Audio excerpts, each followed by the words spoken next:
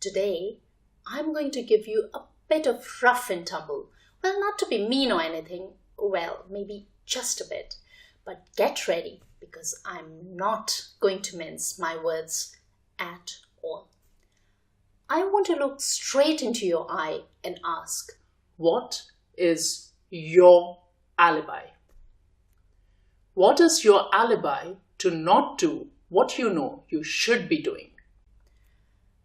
No judgment. Trust me, you are in good company here.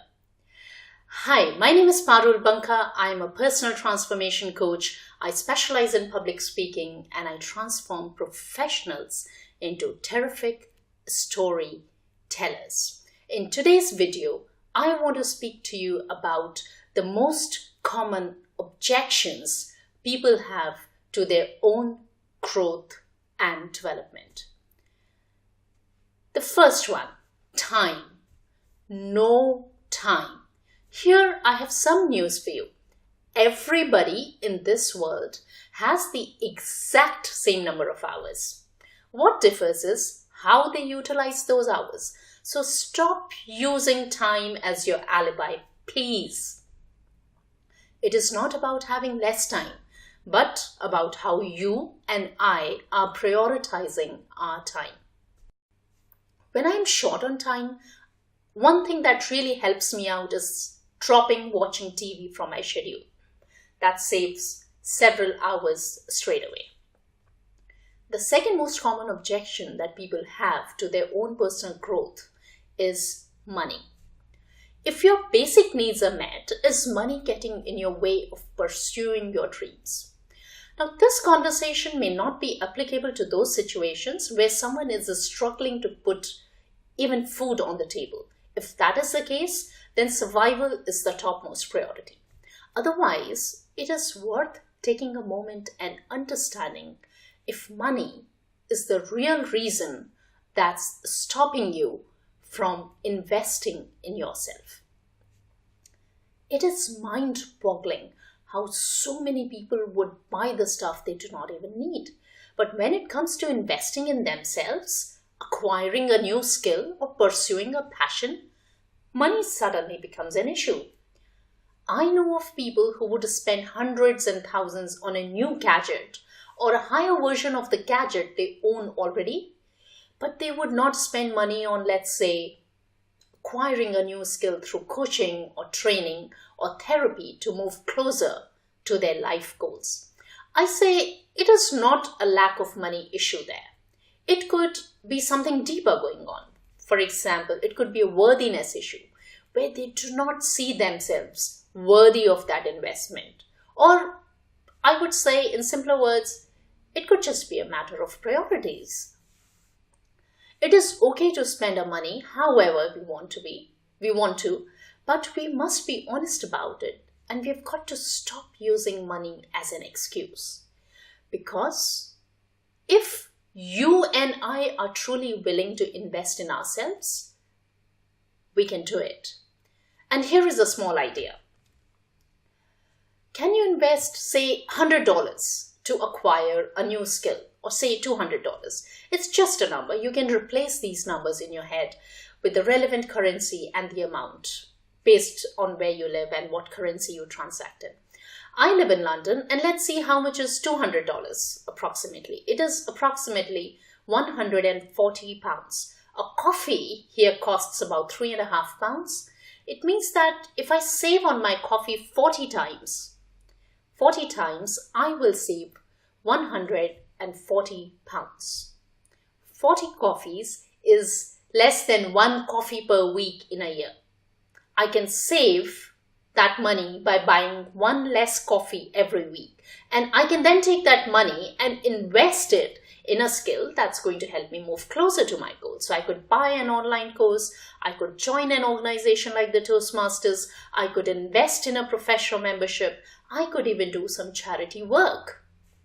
You might say now, oh, I'm not a coffee person. Well, I'm neither. If you're not a coffee person, you can save money on something else. I cycle when I have to go somewhere local. I do not take the public transport. I get exercise in the process and I also save money. So you can look at avenues where you can save this money, and over a period of time, it will build up. We have got to stop giving money as the excuse and take accountability for our decisions if we want to get closer to our goals and live a fulfilled life. And trust me, you do not have to buy the most expensive program on this planet. No, you can just start learning from someone who's a few steps ahead of you, and then you can scale it up. Make sense? So time covered, money covered. Number 3, people. Oh, this is where it gets really good. It is always someone else's fault. Married people, are you listening to me? Again, no judgment. You are in good company. Is it your kids or your husband or your wife who stops you from going for the exercise class, or writing or painting or joining a local club? And if that is so, have you ever considered looking for options? Have you ever considered, let's say, picking up an activity where you can go as a family, do that activity as a family, or work around your own schedule so that all of you can have some personal time, some me time?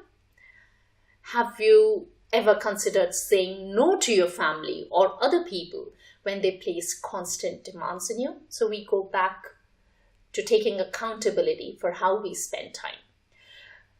For example, one of the things that works for me is to reshuffle my schedule and drop things that are just not as significant. So it's all about prioritizing. The second classic about holding other people responsible is blaming our parents. Whatever our parents did or didn't or could but didn't is a separate discussion, and I plan on doing a separate video on it at some point. But guys, there has got to be a shelf life on blaming our parents, because you know what? They may not have encouraged that you stay fit or pursue a hobby or a passion, but as an adult, you can make that choice now. Let's try and put things into perspective here. You probably lived with them until you were 18 or so, then moved out for college or work and started taking your own decisions. What happened for 18 years of your life does not have to define what happens to the rest of it. Can I say, every time you and I hold someone else responsible, we are just fooling ourselves. We are coming from a space of playing the victim instead of taking responsibility for our lives. We must stop doing that for no better reason other than knowing that we deserve better. I can do better than blaming other people for my miseries. And so can you. You can do better. You and I can take ownership and accountability for the life that we want to live in, because we deserve better. All of us deserve better.